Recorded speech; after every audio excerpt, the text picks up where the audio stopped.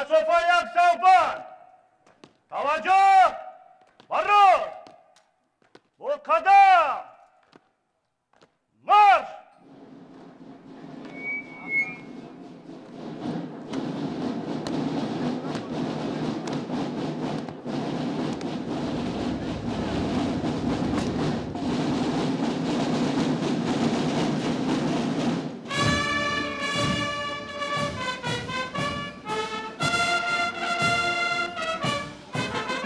به مناسبت تجلیل از 32مین سالگرد تأسیس یابی قوه‌های مسلح با امر فرماندهی پرد و تحت ساز و نوای ارکستر حربی نفسی گذشت نظامی را یک دسته نظامیان جوان و نورست شنوندگان لیسه حربی وزارت مدافع مملکت رسما آغاز بخشیدند.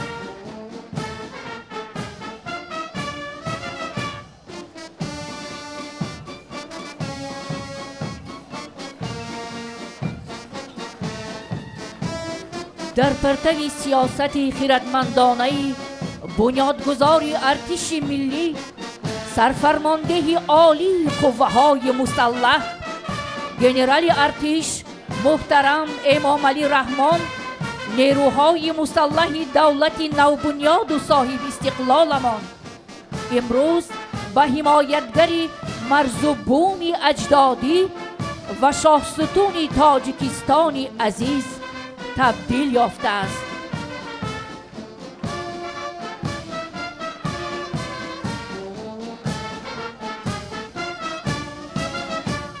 در کاری وطن پیمان تاب از تو توان از من از بحر وطن قربان سر از تو و جان از من در حفظ وطن هر دم بیداری و هوشیاری هر شام و سحر از تو هر روز و شبان از من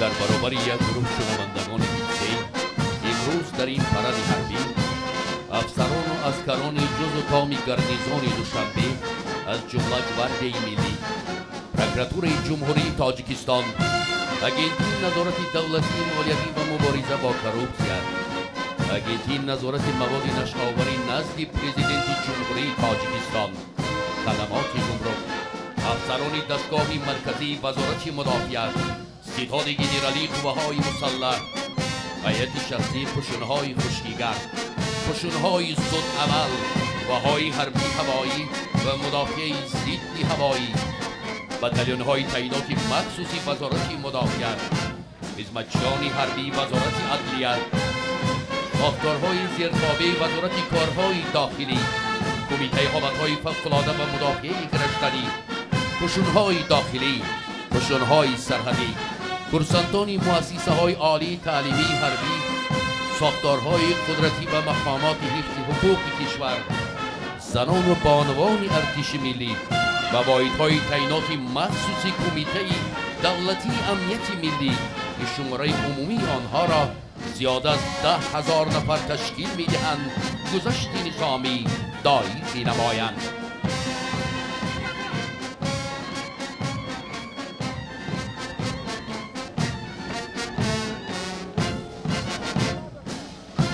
پایداری ملک ارتش و فرزندی زمان است هر فردی جوان است هم هستی و هم قوت دولت همگان است با روح و روان است سرور که شد ایجادگری ارتش کشور احسن به سرور بس عاقل و دانا و دلیر و همدان است از همت آن است دولت چو زی مرز است همه یک یگانه این است نشانه با ارتش خود ملک همیشه به امان است گرچند گران است بر دشمن قتال چی سرباز و چی افسر هرگز ندهد سر. هم با قدم و با قسم و هم به زبان است، آماده به جان است، آماده به جان است.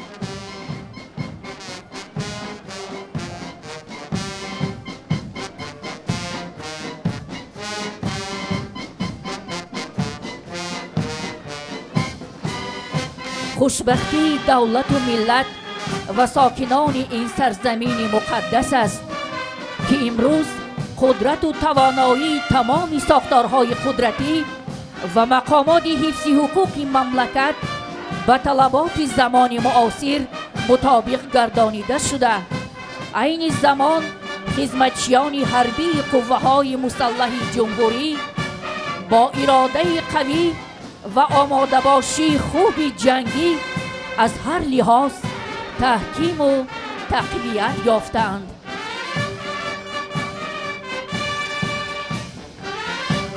با توجه به تحت هدایت‌های پیشوای ملت محترم امام علی رحمان در سمت تربیه کادرهای ملی و متخصصان ورزیده نظامی، عین حال هیئت‌های راهبری و فرماندهی و فایز زیادی خدمتشان حربی قوه‌های مسلح را کادرهای بالیاقت و وطندوست تشکیل می‌دهند که اکثر آنها در دوران استقلال ملی دانشگاه و دانشکده‌های نظامی و اکادمی و آموزشگاه‌های عالی حربی داخل و خارج را ختم نموده، همچون افسران کسبی در رشد و کمال ارتش ملی سهمی ارزنده می‌گذارند.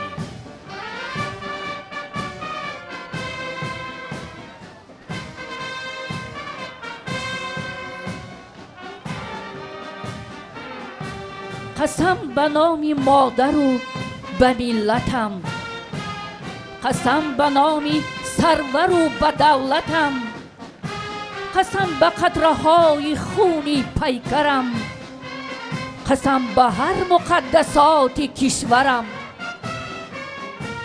قسم به پرچم و نشان تو، قسم به مغز ریزه های نان تو، قسم به عزم خلق صلح پرورم، قسم به سرزمینی وحدت آفرم.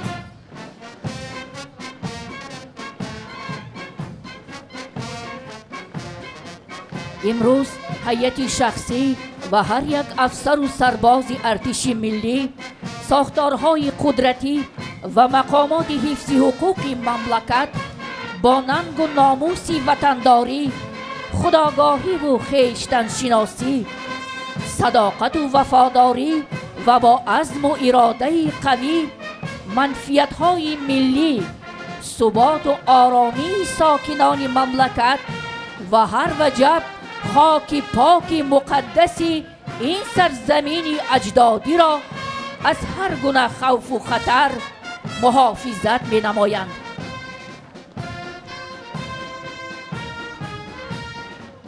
از توجه غمخواری پیوسته پیشوای ملت، سرفرمانده عالی قوه‌های مسلح ژنرال ارتش محترم امام علی رحمان است که امروز هزارها نفر متخصصان ورزیده نظامی، نشانگیر سنایپرها، اکیپاژ تکنیک‌های وزین زره پوش جنگی، هوانوردان حربی، پاراشوتیستان، مینه‌جویان، نشانگیر و تیرانداز و دیگر اختصاص‌های مهم و معاصر نظامی از حساب افسران و سربازان آماده گردیده برای حمایه تاجیکستان عزیز و پایداری صلح و ثبات در هیئت ارتش ملی صادقانه و صافدلانه خدمت می‌نمایند.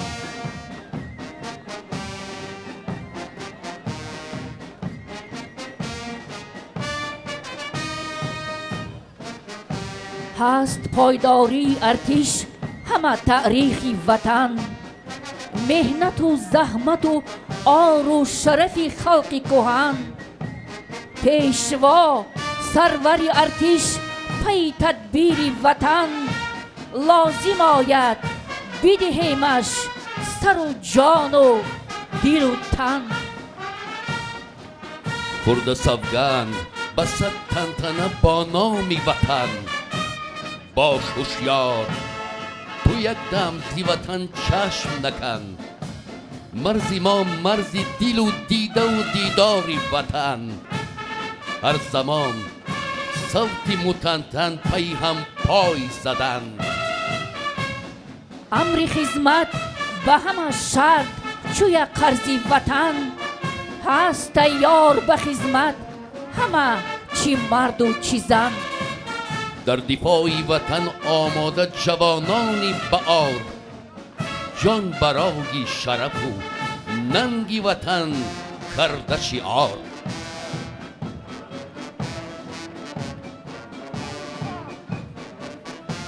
قوه های مسلح جمهوری تاجیکستان یکی از دستاوردهای مهم استقلالیت دولتی به حساب رفته. در نزد هیئت شخصی آن وظیفه های مقدس و پرشرف وابسته به حفظ و حمایت صاحب اختیاری، تأمین صلح و ثبات، محافظت منفعت های دولت و امنیت شهروندان گذاشته شده‌اند. سطح بلندی کسبی و آمادگی و آماده باشی جنگی هیئت شخصی قوه‌های مسلح در هر دور و زمان از تعلیم و تربیت خوبی افسران و سربازان، رعایت طلبات آیین‌نامه‌های عمومی حربی، انتظام قطعی، تکمیل دادن مهارت کسبی، هوشیاری و زیرکی سیاسی و به درک بلندی و تندرستی و صداقتمندی خدمتچیان حربی وابستگی مستقیم دارد. زیرا این عامل‌ها اساس پایداری قوه‌های مسلح، جزء مهمترین دولتداری ملی و سپری با اعتمادی وطنی عزیزمان می باشد.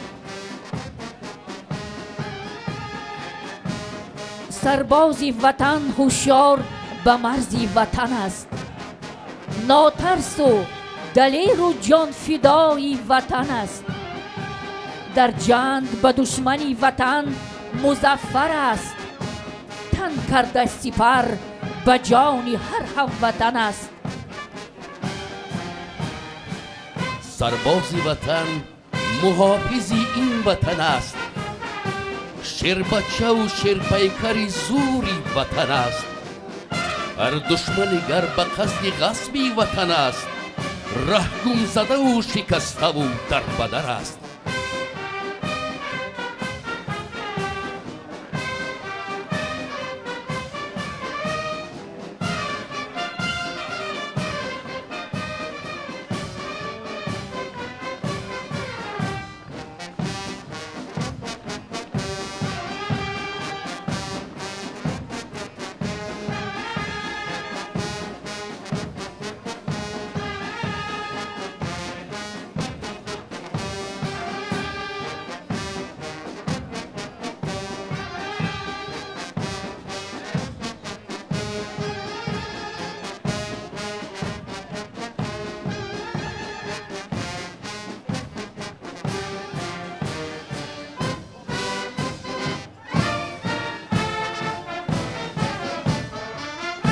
باز هم شکرانه یزدان و مردان اصیل، بهر صلح پای برجا قهرمانی کرده اند. گردن نومیدی 100 ساله را بشکسته اند. بهر خاک پاک کشور جان فدایی کرده اند. وطن خواند تو را هر یک عدالت پروری دنیا. امان بادا سرت تا که امان ماند سری دنیا. اینک زنان و بانوان قوه‌های مسلح، ساختارهای قدرتی و مهامات حفظ حقوق مملکت پی هم در نزد منبر افتخاری قدم میزنند. زنان و بانوان در همه دوره‌های دولتداری تاجیکان در برابر حمایت از شرف و ناموس خود اینچنین برای زندگانی شایسته تولید نسل سالم و سازنده، پیشرفت و آبادی تاجیکستان در تعلیم و تربیت سربازان جوان و بلند برداشتن قدرت دفاعی کشور عزمی قوی و رسالتی بی‌نظیر دارند. حرمت شیر سفید مادر و خاک وطن حرمت مهری بدیل پرورده پاکی وطن. ما همه دائم یکیم و عهدی سوگند میکنیم، جان خلق خود به جان خویش پیوند میکنیم.